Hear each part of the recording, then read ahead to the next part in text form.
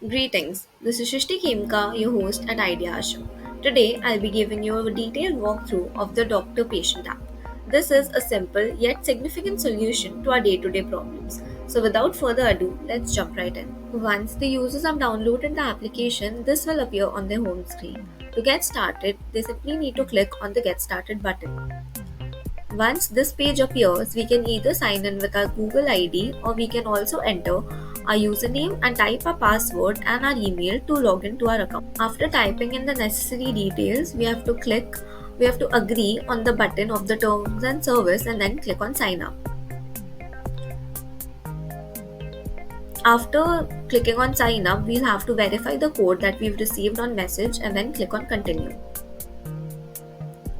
For verification, we'll also need to type in our phone number and then again click on continue. After verifying the code and clicking on continue, our account will get verified and then we can get started.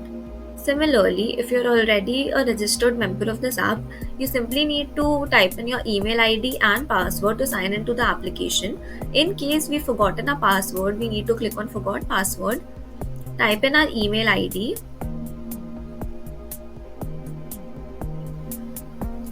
or we can also reset using our phone number and then click on send link.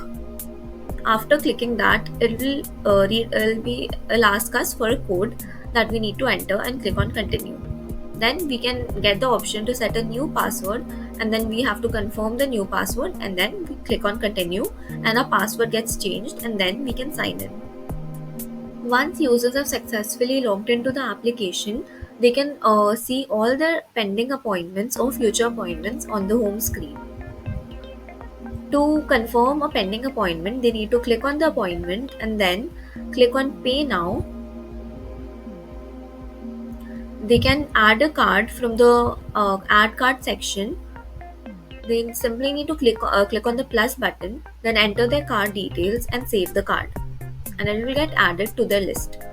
They can also pay with the existing card. Just click on that card and then they have to click on Go to Home, and the payment will be confirmed. They can also click on the notification button on the home screen, that is a bell icon on top of the screen in the right corner, where they can find all pending approvals and earlier notifications of the app. By clicking on a pending approval, they'll be brought to the schedule page where they can see all upcoming and past schedule records. By clicking on an upcoming schedule record, clicking on the upcoming event schedule, we can also find out all the details and the booking information of the appointment. To enter an appointment, we need to click on the Enter Waiting Room button, and after going to that channel, we can find videos, audios, and also ebooks on the same, and we can refer to these or listen to these to get used to the process and enjoy the waiting room experience. After this, I'll take you through the the past schedule panel. So in the past schedule panel, we can find details about all our past bookings and appointments and whatever the feedback we had from there. So going on to the first for clicking on the first past schedule, we can see we can find details such as the doctor name and the doctor's advice and whatever they recommended, and also any attached files that were there. Having the discussion with the doctor, we can also give them a rating and put in our review and how the experience was and submit the review. Next, I will take you through the steps of how to book a successful appointment with a doctor. For that, we first need to begin by clicking on the plus sign on our bottom and the middle of our homepage. Now we have to go through 5 steps to book an appointment. The first one is we have to choose the type of doctor, that is either general or specialist, then an appointment time, that is now or any time, then the appointment time, that is in person, through a video call or through phone. Then click on continue. Now we have to choose from the list of available doctors, and we have to then pick the type of visit, that is in person, video call or via phone. Then we have to schedule our appointment booking, that is the date and time of the appointment, and click on continue. Next, we have to select the reason for the appointment, that is the issue that we are facing, and then click on continue. Next, we have to make the payment. For that, we can choose from the existing card option, or we can also add a new card.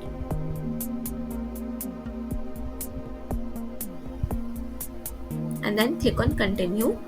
And after paying, our appointment will be booked successfully.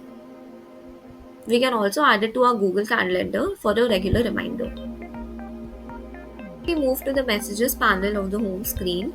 Here we can find all our communication with the doctors that we have reached out to. We can filter out the messages if there are a lot of messages and find out the ones that we need, may it be all from doctors or from admins. Next, we can also message our doctor for any review or feedback or any issue and reach out to them through a text message on the app. Last panel section of the app shows us the personal profile of the person, and here we have various tabs that show us the account information, insurance details, medical records, clinic information, and settings of the person that is registered.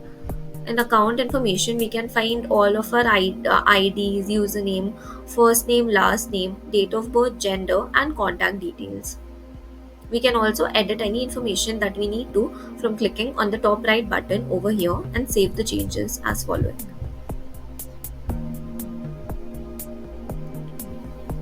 Similarly, for insurance details, we can view all of our details here and edit and save the new details in case of any changes. We can also view and upload new medical records on this folder from a camera or gallery and keep it safe in this medical file. We can also obtain all clinical information that we need from this panel, that is the clinic name, contact number, and email address. Lastly, from the settings, we can go through and pick whatever notifications, contacts, and the privacy policies and all the other aspects of the settings and set it as per our needs. So that was it for this video. Thanks for watching, and I hope you also watch all the next videos that we upload.